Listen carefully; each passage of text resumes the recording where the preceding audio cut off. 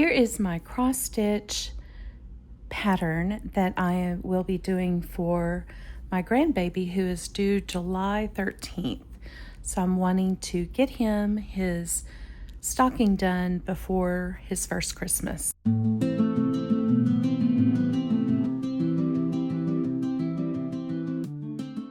A lot of people use the apps, different apps for the cross stitch patterns and things like that. And I am not tech savvy. I am an old school. I am a one that does cross country, extreme cross country in my stitching, and I still use the book. So with that being said, usually I will take a picture of certain sections on my phone and hold it, but I'm using my camera to record, so I can't do that right now. But when I don't have that available, I get some masking tape. I use this for everything, and I just get a lot of the sticky off on my hand, and then I put it here, and then I move it. That way it gives me kind of a line of where I'm at. And then I take my pencil and I write and I draw a grid. So they're 10 by 10s. So I just draw it with pencil and I do 6 squares at a time. And that way I can tell where I am and I don't have to have it highlighted. And I like to do pretty much line by line, but like here, I'm about to finish this heart here. Let me get my other reading glasses on here. So I'm about to do this heart right here, and then I've got to jump over and do these hearts over here, okay? So that's what I mean by I will do cross country, but how I used to do it and how we've done it back in the 80s is we would go, if the heart was here, we'd jump all the way over to here and do the other heart or whatever. That's extreme, but I don't like to stretch my thread out like that so as much anymore. So I just have a little way that I start and stop my thread to make it easier for me. So I'm going to finish this and then I will show you also what people do is they do their crosses. Most people do their crosses completely different than me. So back in the 80s, we learned this way. So we learned to do our crosses from top left to the bottom right, and then bottom left to top right. So they always said it's like reading. You start from the top left and you go down and end on the bottom right. And that's how I've always done it. And my old school friends, they still do it the same way. So don't let that confuse you. And it doesn't matter as long as your bottom stitch is is on the bottom the same direction every time. So, and then your top stitches all lie in the same direction every time. So that's what I wanted to cover as far as that's concerned. And I'm also a top stitcher. I don't like to do my hands unless I've got it in a frame. If I got it in a frame, I can use 2 hands. I can do one up and keep one under and go down and stuff like that. But I don't even use a hoop. I just do it completely by hand. But I have it on a hoop so you can see it better. So it'll lay flatter. I don't even have it tight here. But that's usually how I learned to do it. So if any of that confuses you, I hope it doesn't. That's why I'm explaining things. And this may be easier for you too. This is why I'm showing it, because maybe this will be an easier solution than getting an app and all that other stuff. This is just how we did things back in the day, and it's how I learned, and so it's most comfortable for me. So what I was saying, I am also a top stitcher. I don't like to do my hand underneath and up and down, and that's what I mean by top stitcher. I keep everything on the top. That's why this is a little loose. I keep this all on top, and I don't necessarily suggest that because you can stretch the fabric. I'm just very careful when I do it because I don't want to tend to pucker or stretch my fabric.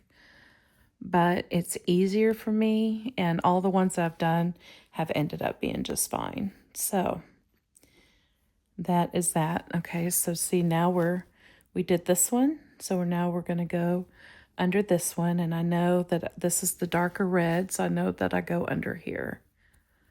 But also I can look and see where the grid line is and count.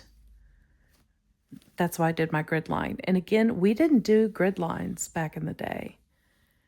And if you did this in the 70s and 80s, I would like to know, because I haven't heard of it until I got on YouTube to see what the cross stitch world was doing in the 2025s and 26s.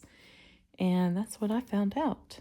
So it was really interesting to me, and I've tried to do it, and I just, if you've done something for 40 years, it's hard to teach an old dog a new trick, and I'm an old dog. So let's see. So we're going to do that one, and then we're going to do one underneath. But this is why I usually show you embroidery, and I thought about taking this pattern and just making it into embroidery and just follow the colors and follow along and the dimensions and stuff like that. But I wanted to show you that I do cross stitch as well. I enjoy cross stitch, but sometimes I get kind of burned out, so I'll switch back and forth. Okay, so I have 1, 2, 1, 2. So I'm at the bottom one, and I know I need to go up to the right to do another. So I will do that. And then I'm going to show you here, once I complete these little hearts in this section. I don't park my stitches, because I tried that and they get in my way. Even if I park them far away, it still gets way in my way. So I stopped. I didn't really mess with that any longer. Okay, I don't see, okay, I already did this section. So I don't see any more hearts that I miss. And sometimes doing it this method, you miss some things, but I just go back and look. And that's why I have my grid, just to make sure I'm on track here. Okay, so how I end my thread. So if I don't park it, I end it. And what I do is I'll usually come up in one of the stitches of the same color, and I go underneath and kind of stab it in the middle to where I am doing a little pin stitch, basically. And I do it underneath so you can't see it. And then I like to do one more step where I just find a random square that will eventually be cross stitched over, and I go right in the middle of the weave. So this is the waft. The weft goes this way. The waft goes up and down. So this one has the waft, so I'm following that, and I'm going right in the middle and stabbing just exactly in the middle. And then what I'm going to do, a pin stitch is really all you need, but I'm always extra. I do extra. So what you do is pull that very tightly until it disappears on you. And then you can cut it and go again. So the next thing we do is we count. We know we are starting in, get this in view here, 1, 2, 3, 4 from this grid. So how I start it is I start way up here, or somewhere, just somewhere in the vicinity. And I usually start with the no loop, but this is the no loop method, and I have that in my stitching library. But I don't have a loop, or this thread is too short to do that. So this is how I do it. I come up, I start in a hole that I'm not using, go up through the hole that I'm going to start, I go back down that same hole, creating a loop, and then I go to finish the cross, go through the loop, and then go down where I had the loop.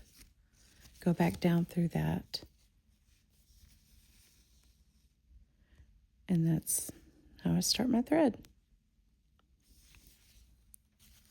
So I hope these tips have helped you. The lighting's bad. Sorry about that. It's very cloudy outside. But I hope these tips have helped you. And I will see you on the next thread.